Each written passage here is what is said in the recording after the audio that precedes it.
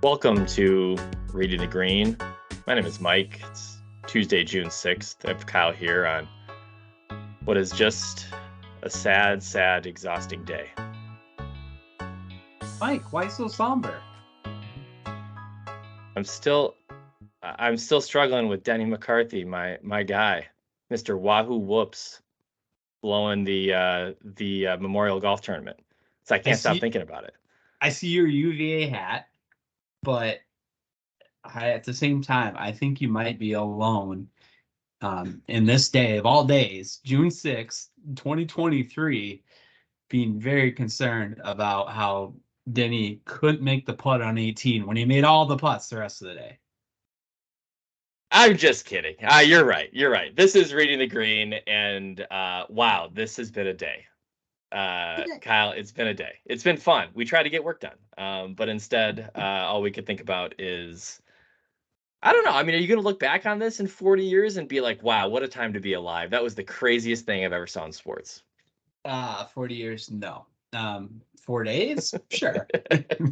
Will we forget about this by the end of next year? Quite possibly. Probably. But I actually texted you this last night complaining to you because I was supposed to play golf today for a work-based golf function that had to cancel yesterday. So I was like, oh man, I was excited to golf today, but now I'm kind of glad I didn't, because it would have been very hard to keep up in all the rapid fire news, hot takes, lack of news, everything that was going on. Well, let's back up a second. We're talking about, obviously, this is Tuesday, June 6th, so we're talking about the news that broke this morning of LIV, PGA Tour, DP World Tour, all of the major golf tours basically deciding to settle on some kind of agreement. And, we're not going to, there's lots of podcasts out there. There's lots of, professional journalists that can break this down for you, every term that they've been able to unearth. I think, Kyle, to your point, we don't actually know a lot. Like, things have been said, no details have been shared. So, like, we can speculate all we want about how this is going to work and what it's going to look like. But I think at the end of what is a very long day, and not the longest day in golf, which we will talk about because we want to talk about the U.S. Open qualifying. That was going to be our A topic. And then, listener Derek tweets this morning and says, Mike, you might want to rip up your agenda. And I'm like, damn it, I thought we had a good one. So instead of just kind of draining what we don't know, we decided to keep it light and just share what fun things we came across today and just try to pick at that for a little bit. What do you think? Yeah, heck yeah. It was a great day. Granted, there's a lot of really bad takes and a lot of bad attempts at reading tea leaves that may or may not exist. But it was a great day in content in the golf Twitter world. So I think we should highlight some of those. Yeah, I promise we will do this. Spend about 10 minutes on it. We'll talk about the U.S. Open qualifying because that is just a phenomenal day in amateur and professional golf. We'll talk about the Memorial, and we will talk about the Canadian Open. We probably will get Jordan at some point here. It's going to be a normal show, but we have to address the elephant in the room, as you said, Kyle. And so we're going to start with some of the fun things from today's news. Yes, well, and that's the other. I'm glad you brought up the other elephant in the room is where the heck is Jordan? As you guys know by now, he has league on Tuesday nights, and apparently, if he plays pretty well, he decides to have an extra one before he drives home, and then we don't get him until partway through the show. So anyway, Kyle? Did he wear the Air Maxes tonight? Do you think he did? That's going to be the first question, right? We don't want his takes on all this stuff, so yeah. No, we don't. All right, the good for today, Mike. I have 4 tweets I want to highlight, one other piece of content, and then one little player exchange, I guess, on my list. So feel free to, where should I start? Start with the player tweets. Obviously, I agree with you that's a good place to start because, frankly, when you opened up Twitter this morning, you were getting a lot of just like WTF tweets from top tour pros. So kind of shows you where this started. Here is my favorite 4 tweets from Tour Pros today. I don't think 2 of these would surprise anyone who I'm going to highlight, but 2 of the other ones, a little sneaky. Benny On, who I always like to talk about on the show, he at 9:57 this morning says Hideki could have bought Spirit Airlines if he had just signed with Live Tour. I like that. And that's a callback to, if you missed it on Sunday, a photo was tweeted of Hideki waiting in the Spirit Airlines to check or to board a plane. I don't know why he's taking. But Spirit. He had someone had tweeted that he had paid to upgrade to. I don't fly Spirit. I never would. I can't imagine doing that. I'm not an airline snob, but like I can't fly Spirit. But he had upgraded to buy like Zone 1 instead of just like the plebeian zone. So yeah, he was splurging. I don't even know what that gets you. Does that actually get you a seat on Spirit? Yeah, I think if you're in the other, it's a post. Everyone else leans on a post. Yeah. Yeah. So that's my fourth favorite tweet of the day. Doug Gim chimed in. I guess I'm gonna need one of these now with the picture of Rosetta Stone Arabic. He's trying. But now my two favorite ones, as Max Homa, of course, says, now that we're all friends, is it too late for us to workshop some of these team names? And a picture of him typing in WTF is a clique in his phone. That got some good reactions. Like Graham McDowell was like, yeah, join the club. If you find out, let me know, brother. Yeah. And then Joel Dahman, a callback to Bubba and his just some of the ridiculous stuff some of these guys said when they first joined. But he said, I've grown up being a fan of the Four Aces. Maybe one day I get to play for them on the PGA Tour. I thought those were it was so early. Like those tweets are coming out so early that like they probably won't make sense. Like they're still funny. They probably won't make sense like a week from now when we have a few more details. But it just shows you like how in the dark these guys were. Like no one had any clue what was going on. Everyone. I mean, from I guess all the accounts today, like no one on the live side of it. Norman, Rory, no one that's gone on to champion for either side knew anything. So. Well, speaking of the internet being on fire today, and I know you said there were some bad takes too. My favorite take overall, my favorite take overall was that I can't remember who I should have let the tweet cred, but somebody said, "Live Golf just pulled a Michael Scott paper company in real life." Yes, yeah, there was a lot of Dunder Mifflin tweets today. I was like, that was just so on point, which was like, randomly break away from your company for no reason, cause a bunch of chaos, and then get them to buy you out after doing absolutely nothing. I was like, that's exactly right. Yeah, I did have a listener text me today, and he asked me a couple of questions. So I won't say his name, but he asked me a couple of questions. He first of all said he was surprised that the Masters was now moving from the Mecca of golf to just Mecca. To Mecca. Yeah, fair enough. He asked if Monahan, based on how much his pockets were filled up, would be buying a 130-foot yacht anytime soon. And I said, if that's all he can afford, then he definitely got shafted in this deal. Yeah, I said he better. Yeah, as I said, he better get whatever those Russian oligarchs are sailing. He better get something like that. So we'll see.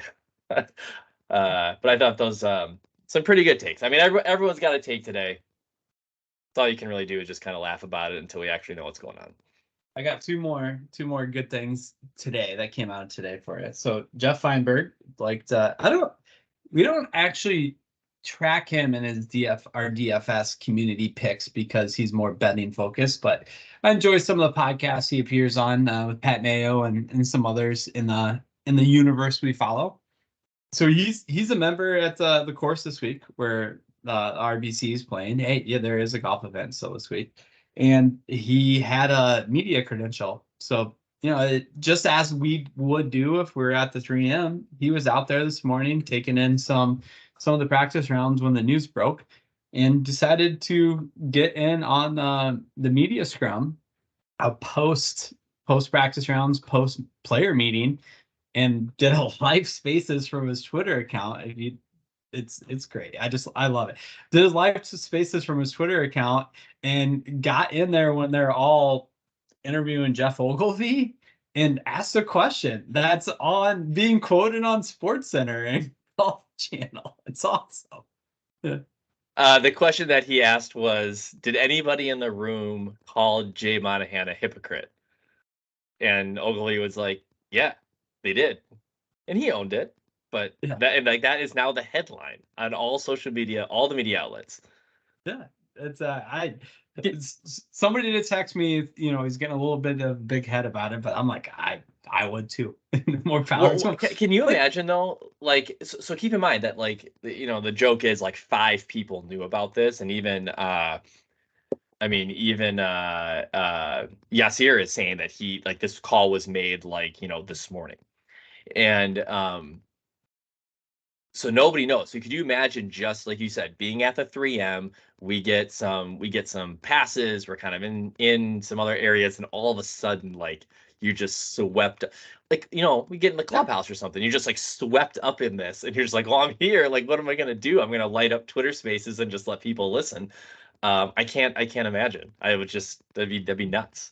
No, it's awesome. That's why I love it. I was on his Twitter Spaces, and when he ended it, I stopped it and still had the Golf Channel on the background. And then a minute later, the interview came on from the start. Mm-hmm. So I'm like, I've already heard this whole thing. It was just, it's just great.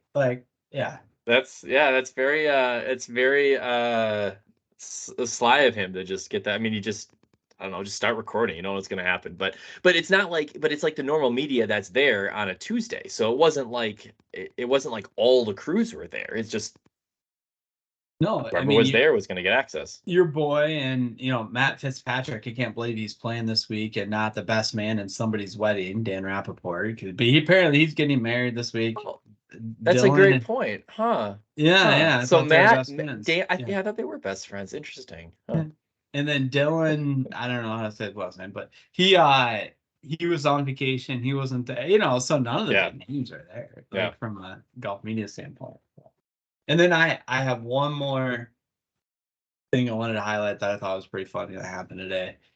The player meeting with Jay at 4:00, whatever, apparently said during the course of the meeting that Grayson Murray did a lot of talking and was being very loud. And Grayson Murray, as one player put it, that Rory, the only thing Rory said the whole time was just telling Grayson to play better. I enjoy that. If you are Rory, I mean, first of all, it's a coin flip on whether Rory knew about this. Supposedly, or could have suspected it. Supposedly, no. Right? Supposedly, no. Supposedly, Tiger didn't know, and Rory and Tiger seem to be the two most innermost guys. Just the emotional, mental roller coaster that guy has been on for the last 24 months, and that this is the next stop. I mean, he's either going to win this week or he's going to withdraw. I don't it's those are the only two outcomes. I don't see. I mean, the realistic outcome is that he misses the cut and he goes back to where he was a month ago of just being wiped. But I can't imagine that he would have anything to say in a meeting like that. After everything that he said the last 24 months, why would he say anything other than something, tongue-in-cheek to Grayson Murray? He's nothing else to say. I agree. I just love that little tidbit came out of all people. Grayson Murray is the guy running his mouth, which I don't even know if he should have been in there, but he was. Yeah, exactly. Well, if he's in the field and he's there and he has, I guess I don't know what the KFT guys, but all right. So Kyle, we're gonna wrap this up, and I'll give you 60 seconds for kind of one serious take, but just to kind of ground in what actually happened today.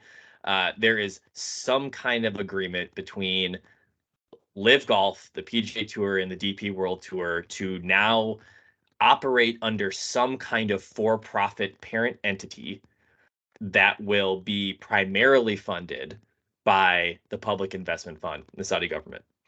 And the PGA Tour supposedly somehow retains its 501c3 or 501c6 status, and so they somehow retain this sort of charitable nonprofit organization. But in theory, like these tours maybe would operate somewhat independently in some capacity, but then have some kind of crossover relationship. So like we have no idea. But that all we really know is that there's a new for-profit entity that will be funded by the PIF that will oversee these 3 tours. Yeah. Do you have one serious take on just kind of where you, based on knowing like just that? Yeah. What As you said it, is how I read it too. There's a golf god tour entity, then you'll have these other tours, including the PGA Tour, that exist below that. But I don't know, the way from some of the takes and stuff I kind of see, and what other people I like to believe more in, the PGA is funding their tour while settling their lawsuits and defaming a competitor, I guess is what I would say. But ultimately, for what we do and where we try to exist in this space, it's probably a good thing for bettors. It's a good thing for DFS players. It's a path to getting more of the good people to play in one spot. I don't think anyone that's saying, oh, right off the jump that, oh, we're going to get a combined tour. I don't think that's right either, because there's still a lot to figure out how they're going to make it right for people that turned down money, the people that took money. So you're getting too far ahead of yourself. But is there a potential where that didn't exist yesterday to a path to having everyone good in one spot, which ultimately is what bothered me about Live and is what bothered me about the disruptor and everything? Yeah. So remains to be seen how it's going to work, but intrigued. We welcome Jordan to the pod. Just in time, Jordan. We have questions for you, but since you came in at this exact moment, give us your 60-second. This is your 160-second serious take on the Live Golf PGA Tour newsroom today. Go. Oh wow, it's a hot start. I mean, we can now ask Rory McIlroy what it feels like to have Moynihan's penis in his ass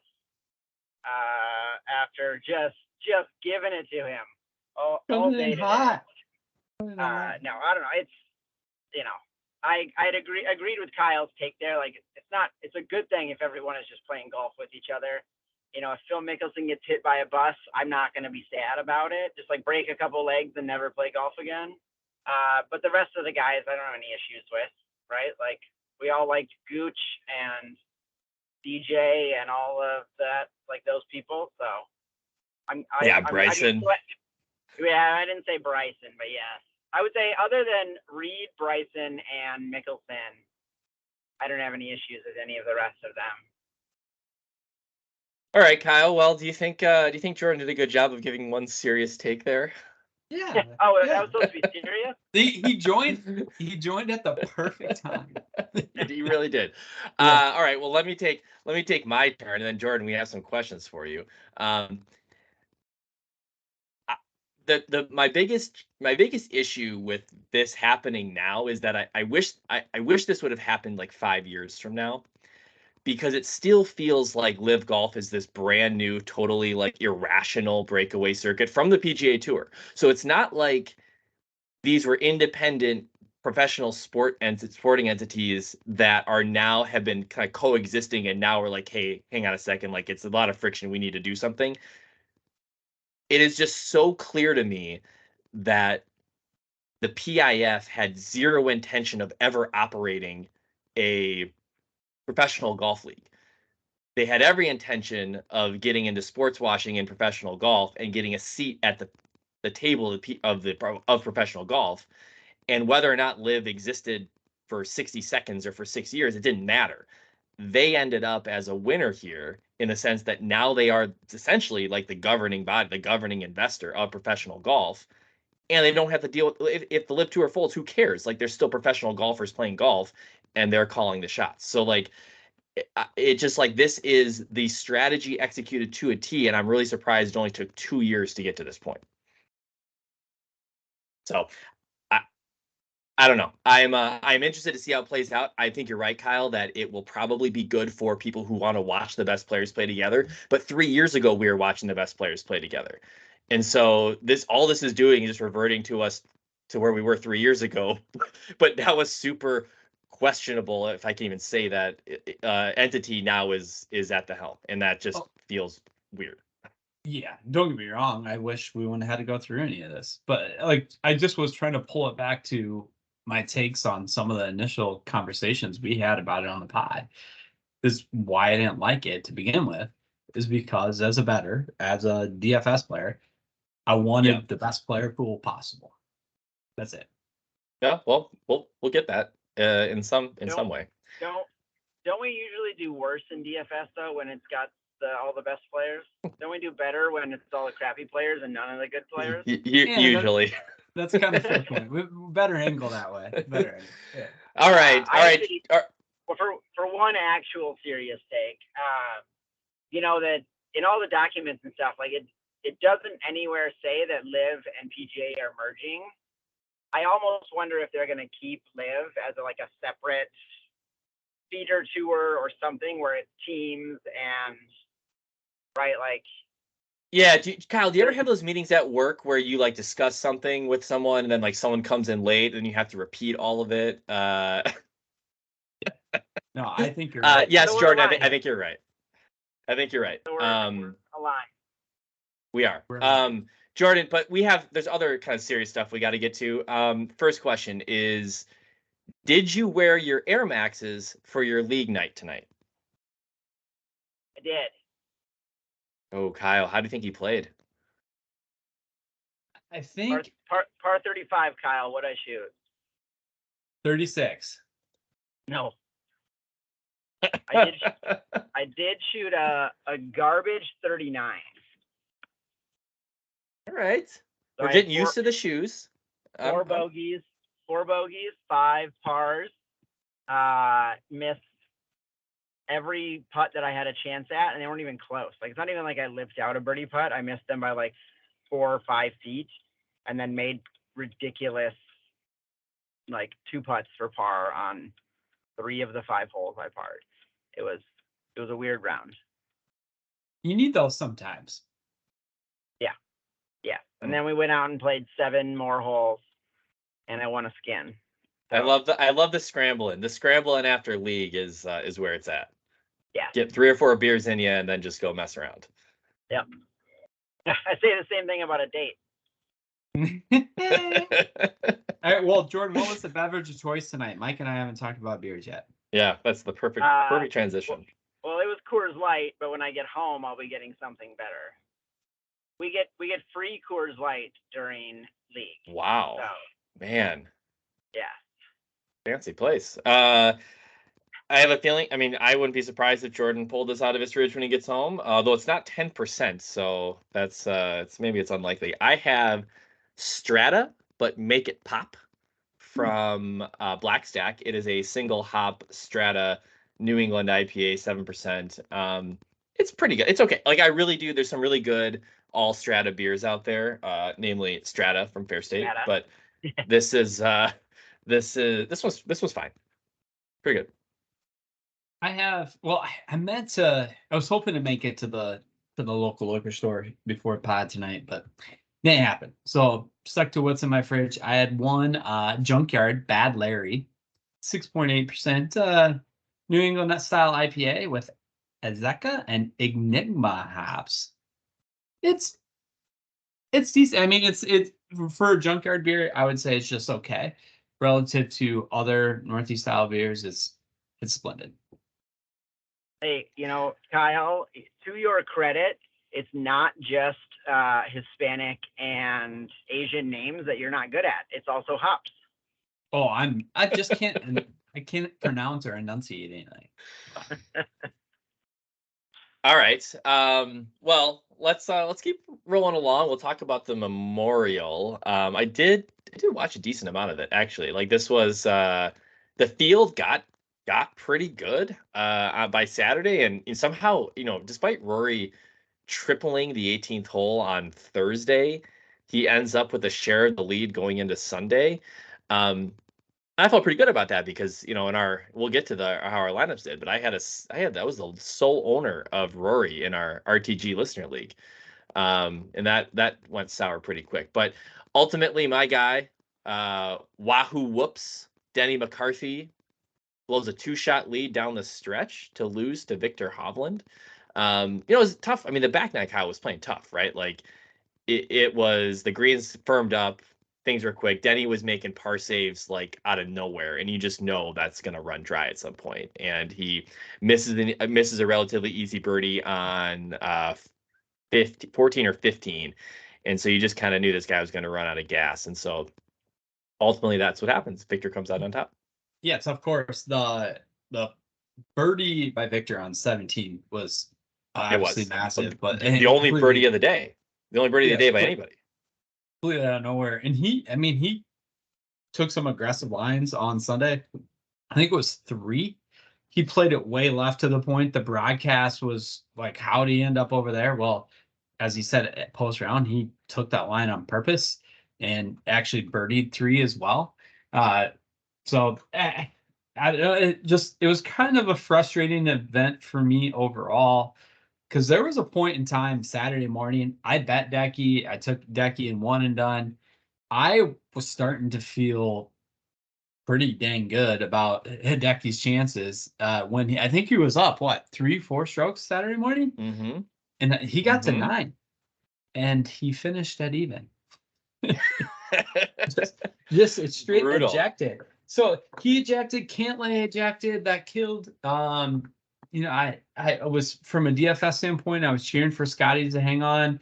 Hit 6, he posted up there, but Siwoo got off to the bad start, and then he ejected. Bad start, came right back in, and then ejected with the double. It was a tough event on me from a betting and one and done and DFS standpoint. It was, it continued, Kyle, our run of just complete crap Saturdays and Sundays. Like, I can't even begin. I'll start. I was 6 of 6 in the RTG Listening League. I think we had maybe 4 lineups that worked. It included a single share of Rory, low-owned Colin. Your recommendations. Yeah. And on Sunday, I get a Colin WD, and my other 5 guys go 27 over. like you can't make that up. And I think I texted you another picture of my 5 of 5 my 2 5 of 5 Rainmakers lineup in the core 35K guaranteed. And those things, I think they each ended up $5 or so. But I had a 3 of 5 that outperformed one of my 5 of 5s. It was just absolutely I just can't believe what's going on right now. Yeah, I mean, you get that at hard events with Carnage on the weekend. It's something always to keep in mind when you're building your lineups. But I'm not trying to pick 5 guys that go through the Carnage. No. All of them. Like Patrick Cantlay, right? Like, yeah.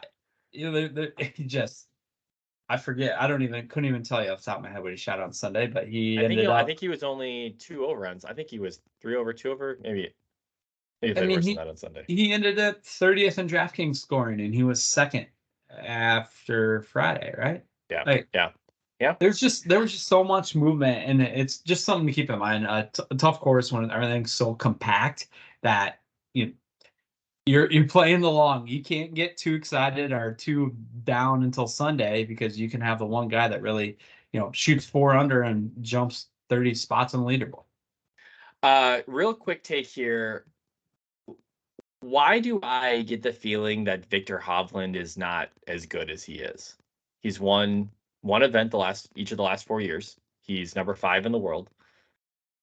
But I feel like I don't know what he does well. How's he in this position? I have not traditionally been a Victor Hovland supporter relative to the rest of the DFS community.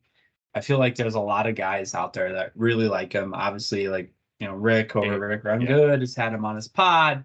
Feinberg, who we just talked about, always bets on him.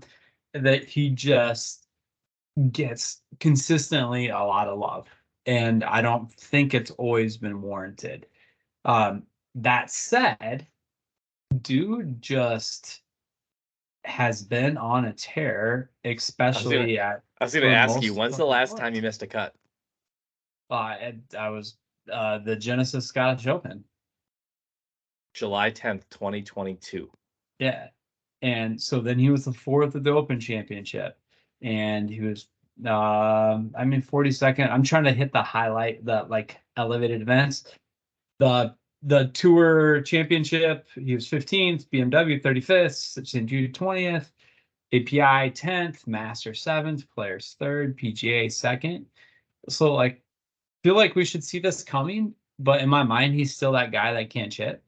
But that's Even what the though he's stats will got show much you. better this year, and he did flump at least 2. On Sunday, he hit one like 5 feet.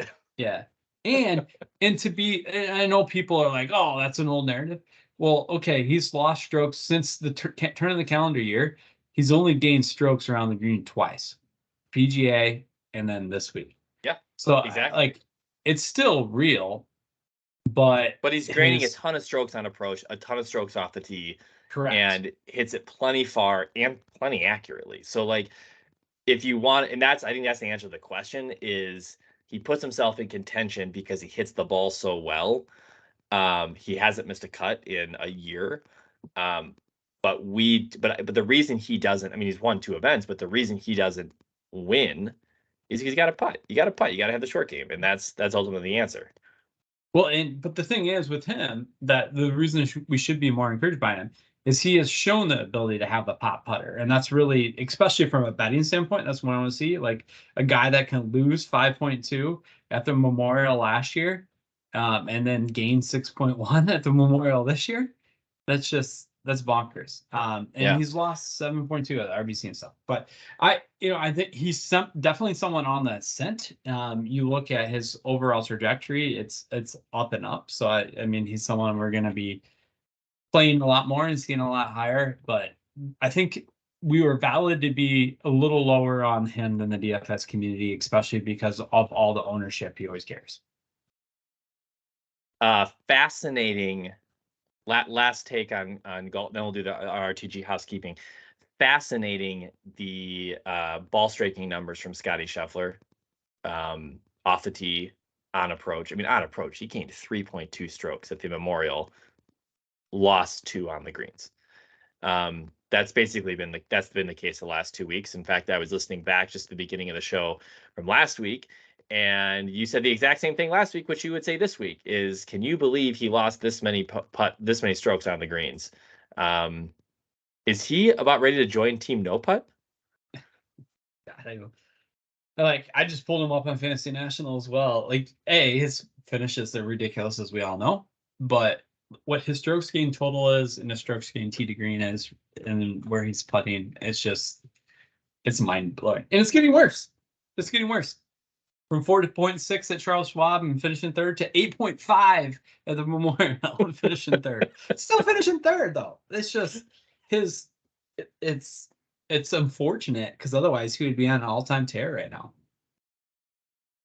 I mean, he arguably is, just like the number of top 5s and top 10s that he cashes week after week. He made the cut on the number at the Memorial, and he finished in 3rd. And for a short while, you thought he was going to win. He won the Players just putting even. Like, right. That's all it takes. Right. Yep. Yeah. Yep.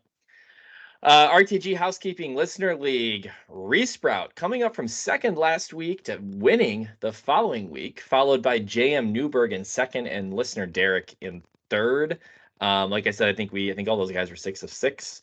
In Colin WD on Sunday really tilted the tables there. Killer week for the model on share percentage. I think we had 10 of 11 players in our top cohort make the cut, which is awesome. The problem was Corey Connors was the lone landmine, and of course I put him in the contest that I needed the safest plays, and when you have a bunch of chalk that makes the cut, that was the difference. So my week was not as good as it should have been based on where the model was, but same. It happens. Top contributor of the week was Cody Williams again. I think it's 2 out of 3 weeks fan-sided Hovland and McCarthy in his plays this week. Followed by Kim, Straka, Cantlay, and English. Those are all pretty solid plays. 6 of 6 made cuts. Gutsiest play was Luke List, mentioned by Jason Sobel. I'm not playing any Luke List for the rest of eternity, so won't find me there. And so I guess that leaves us with one and done, Kyle.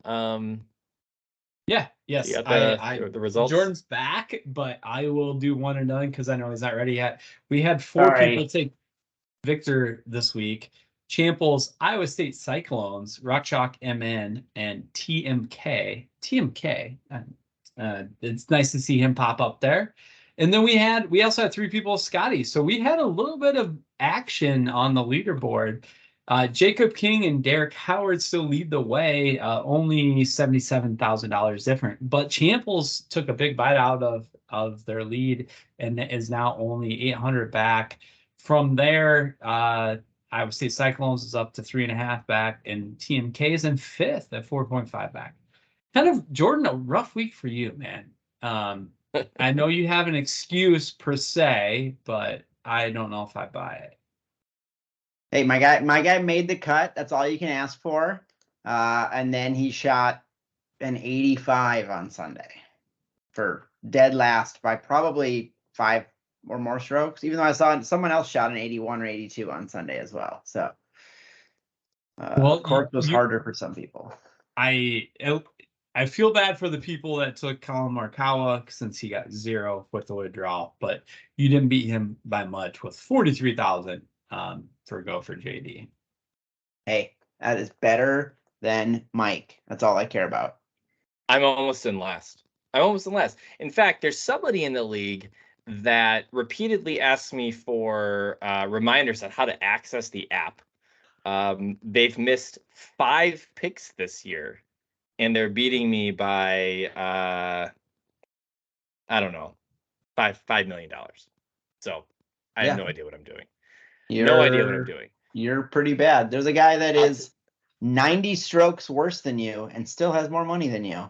Yeah, I'll tell you what. Kyle, I did actually map out probably 75% of my plays for the year back in January, I think, or December. Victor Hovland, I had slotted for the Memorial. Ooh. You know, yeah, but of course I burned him 2 months ago, totally off script. But I feel validated.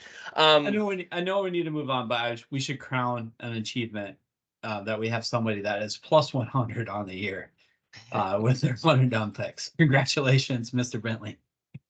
All right, Kyle, your call. We want to take a quick break? Yes. Yep. All right, we'll be back in a second. All right, if you've made it this far, we're going to talk about the Canadian Open.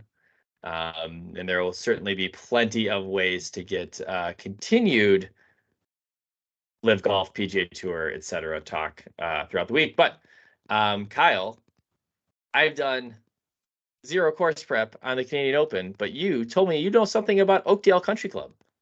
Yeah, well, because we talked about earlier, Jeff Feinberg is a member here. Both had some takes from him earlier in the week and then got a little bit of an update today as folks were out there in the golf media world, including Feinberg refining his takes a bit. But it sounds like there could be multiple paths to victory this week. The rough is going to be long, so you would prefer to be pretty accurate off the tee, but you're going to leave yourself slightly longer approaches. But I'm not fully convinced that you couldn't bob and gouge this place either. From looking at some of the aerials, it looks pretty open. There's not a lot of water, there's not a lot of bunkers, so there's not a lot of trouble. So it's either like, hey, make sure you hit the fairway and leave yourself a nice, tidy 150-yard wedge, or maybe you can hit it all the way up there and you're 80 yards out and just chunk it up to the green. So from a model perspective, I like to look at good drives gained. Mayo and Feinberg originally were thinking about 25 under would win this. So you would look at birdies are better, a lot of eagles, guys that could really score, guys that can get hot with the putter. Feinberg even said at one point that he thinks that 29 watch is possible in the back 9. Just to level set a little bit. So this course is, a tight city space, but it actually has 27 holes. But everything I hear this week, Jordan, it's basically if the PGA Tour came to Minneapolis and said, hey, we're not playing Hazeltine, we're not playing PGA National, we're putting this on your home course. But you had 27 holes, and we're going to figure out the best routing we can do on those 18. That's cool. That's what it kind of sounds like. Feinberg is still blown away that they're hosting a tour event here. That's awesome. Uh, I like it. But he did say some of the caddies today thought it was going to play a little tougher than they originally thought. Maybe a winning score more around 15. But I'm still leaning on it's going to be a birdie fest. So if you got to give me a couple of skills then that pop here, what do you think? I like the accuracy wedge approach. So, good drives gained. I'd prefer over accuracy, straight driving accuracy any day. But those proximity ranges from 125 to 150, 100 to 125, like that. There's 3 par 3s and 3 par 5s. So we have a lot of par 4s this week. So short game par 4s. Then I am leaving in there opportunities gain, Eagles gain, that kind of thing, because I think that's going to be, I think we're going to have a little lower score than initially anticipated. Why don't you give us the model rundown? Because it looks like we got a bunch of 7K plays that have come up near the top, which I think, just given everything that's happened this week, this just feels like a week where, sure, your big guns can pull through, but like the level of distraction here is like unquantifiable, and so why not have someone who's 7K 100+1 to win?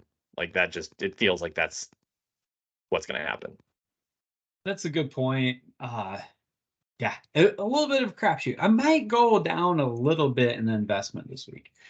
But leading the way in the model at this point is Eric Cole, 7,900 on the salary, 58% mention share.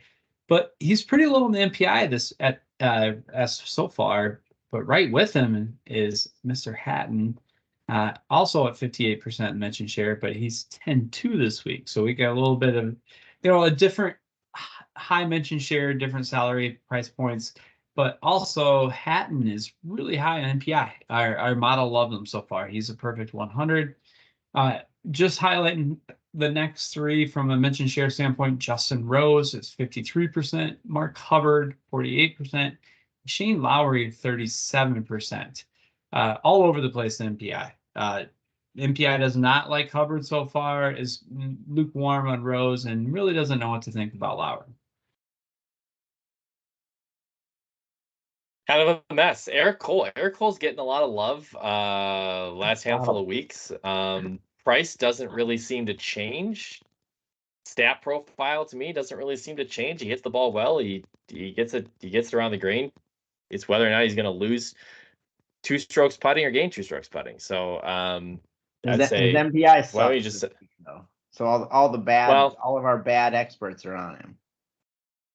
See, that's right. Yeah. Well, I think the thing with Cole here too is which of those thought processes on how this course is going to play out, which one wins, right?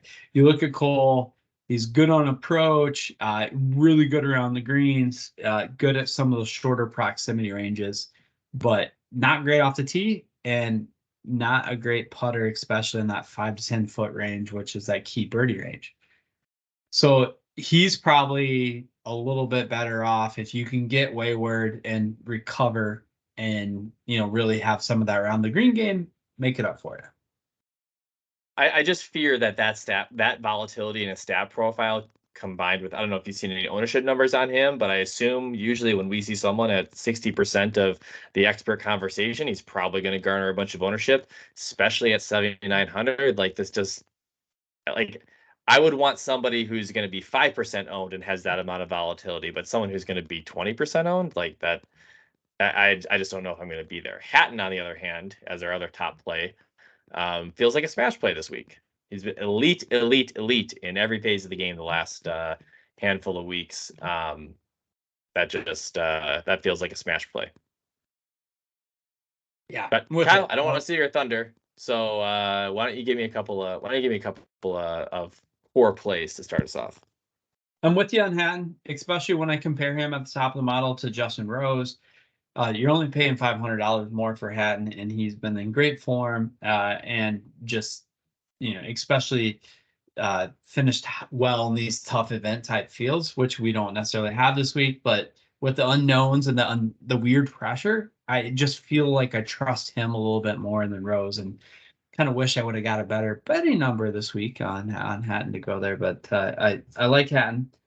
I also like Ben Martin. He's coming in at 7,300, 26% mention share. Kind of middling on the MPI as well, but I was really sold on him by Pat Mayo and his research showed he was popping in a lot of the models he ran there. And then another salary saver for you is Carson Young, 7,100. Same mention share, but I just like the form he's been in on. And since we don't know as much about this course and we're trying to guess at a couple things, I'll take a guy that, shot really well at the U.S. Open qualifier we talked about last week over some of the other unknowns at that price point. I love that. He actually played pretty well last week too. So, or 2 weeks ago. So yeah, Carson Young's been playing great. Jordan, what do you think? Good question. You know, I see Matty Fitzpatrick down only 3 mentions, but he's got a 90 MPI. I don't know if I like Matt Fitzpatrick anymore, but last week I ripped on Sung Jae and then he had a pretty decent week. How did Sung Jae do on Sunday? He did decent, right? Was he top 15? No, terrible. If I played him, they played terrible on the weekend. Well, he started the week off really well. Yes, he did. And then, tied for 41st. Trash bag Sung Jae. So maybe a little Matt Fitzpatrick. And then, there's one obvious play that I haven't heard you guys talk about yet. He's Canadian. He's only played in 3 PGA Tour events ever, and he's made the cut in all 3 of them. Sir Aaron Cockerell. He's getting. I've heard some love for Mr. Aaron this week. One mention. He's got the best name here, and he's played in 3 events, and he's made the cut. All 3 of them. They were July of last year, but and he played in the RBC Canadian Open, tied for 48th. He's a kind of a ripoff at $7,000, like really big ripoff. But sometimes you just gotta go with Cockerell. He's almost as much of a ripoff as Ludwig Aberg at $8,300, the newly minted PGA Tour pro, who I know is going to be the next greatest thing. But 8,300 that's just such a sucker play. Stupid. Such a sucker play. Stupid, especially when he didn't even qualify for the U.S. Open. Yeah, I mean, let the guy cook on the PGA Tour for a year, and then that's an unbelievable price. And if he finishes top 10, I'm totally fine getting burned. They should do it the other way, right? Like put someone like that in at 6,500 to get a huge percentage, right? Like if he was at 6,600, there would be a shit ton of people playing him with no idea if he's going to blow up or do well, right? Versus here, no one's going to play him at $8,300. That's absurd. How you feel like did you hear some takes on Ludwig this week? No, I'm with you. And that's a Michael Block level salary right there. Just because of that, I'm going to play him in RTG this week. He'll be in my lineup in RTG. You can play Michael Block too. He's in the field. And I know I don't want to waste my money, Mike. I know we didn't talk about U.S. Open qualifying, which Kyle, we said we promise. You'll get to it next week as a part of our U.S. Open preview. But Michael Block, he finished like 1 or 2 shots out of a playoff. Like, the internet went from. I know the internet went from, obviously he was the next greatest thing to everybody totally turned on him to actually this guy's a golfer. Let me just round out with a couple of other plays. Shane Lowry feels like he's turned a corner a little bit. He's gaining in all phases of his game the last couple of weeks. $8,100 last week, $9,400 this week. I don't know if I can trust Shane Lowry jumping up $1,300. I know we're going from an elevated event to a non-elevated event, but his form, I like his form. I don't know if I'm there on price. Kyle? I think that comes down to how you think this course is going to play. If it's going to be 25 under, I don't think you play Lowry because he can't putt enough. But if you think 14, 15 could win this, then maybe you make that play. So like we've talked about this, but I think you really just got to pick a lane and play that lane this week. The other guy, questionable price, but the other direction, Cameron Young. I mean, we're not quite sure what's happened to Cameron Young the last month. Cut, T59, T51, obviously played okay at the Masters, but 9,300 feels pretty low for a guy that could have been 10-3 in this field had he been the pre-Masters Cameron Young. But he has been awful with the putter the last couple of weeks. And so it's just a question, like you said, maybe it's a question of how the course is going to play. Actually feel like that's a pretty good price if you just want to believe in Cameron Young. And then my last crazy play, a guy that's getting, before we move on, you know why he's playing bad, right? Switch caddies. His younger brother is on the tour and showing him up. Right? That's why, the funny thing is Brooks Koepka struggles when Chase is around, but when Chase isn't playing, Brooks wins majors. Didn't I ask you guys if Carson was Cameron's younger brother? And you guys are like, no, what are you talking about? I'm like, of course someone would name their two kids Carson and Cameron. That's a thing. Oh, they're not 100% brothers. They don't look alike. They're one's Carson Young's from South Carolina, Cameron Young's from New York, but I like to believe it for a second. My last crazy play, Ben Griffin at 7,200 this week, currently getting 16% of the expert love. He has missed 5 of 7 cuts. I guess the only saving grace is that he's actually hit the ball okay outside of the Wells Fargo Championships. Hit the ball okay. He's been a fairly even player, and so I'd have to dig into it a little bit, but missing 5 of his last 7 cuts is not great for him. But his play doesn't seem to be that bad. So I wouldn't be surprised if there was a few events where that was right on the number. And he's just maybe a bad bounce away from having a very different form. So we'll see. Kyle, tiers? We've talked about a lot of these guys, but I'm going to go back to tier 2 because I think the model is going to get you on someone that can come in at less ownership than some of the others. So Matt Fitzpatrick, as we talked about, I do like him this week as well. Jordan highlighted him. Model loves him at this point. I think that's a great place to go, especially when you have Justin Rose, Corey Connors, Tommy Fleetwood, and then Cameron Young as the others in tier 2. So I think Rose, Connors, and Fleetwood are all going to come in with a lot of ownership. So maybe Fitzpatrick can be the sneaky guy that helps you get there. All right. So we arrived at the name game. And Kyle, you were quick to point out over text on Monday that you must have won because you had taken Rahm and Hovland. And you did. You won fairly comfortably. I finished in last.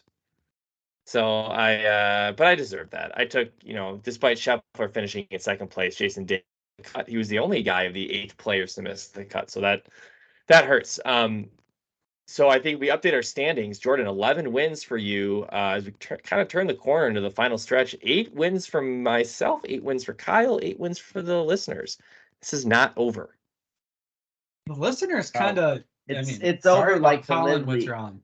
It's over like Live Golf is over, Mike. All right. We'll see. Well, let's make sure that you make the right plays this week. This week we have 4 teams of 2.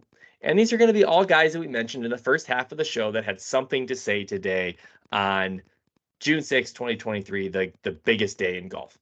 I call this unfair. I wasn't here. I don't know who you guys talked about. Well, fortunately, this has nothing to do with their golf and more to do with their tweeting ability. But here you go. You have 4 teams. I'm going to start with the team of Grayson Murray and Doug Gim, totaling 14,100. You have Jeff Ogilvy and Maverick McNeely, totaling 13,900. Wesley Bryan, who spent a lot of time with Monday Q Info today, and Michael Kim, totaling 14,000. And Taylor Pendrith, Kyle, who you said the guy that started this all, as Feinberg was watching him play practice round, and Dylan Wu, totaling 14,700. So I believe, do I still get to pick first because I finished last? Is that how we revised the draft order? I Yep. think so. Did we say this? The listeners, man, you guys were close. I'm just highlighting that again, that you guys Yes, we got. gave you the shit, Yeah. and you almost. Yeah. The Colin Which WD. They would have won. Yes, they would have won probably if I think so. Morikawa wouldn't have dropped out. I think so. So is that right, Kyle? That I get we're doing a reverse finish of last week. Yep, sure. I'll go dead last, and we'll even get a listener's third. Okay, all right. Well, I'm gonna start with I gotta take the only Canadian in the lineup, so I'm gonna go Taylor Pendrith and Dylan Wu. Also the most expensive golfers, but gotta go with the Canadian.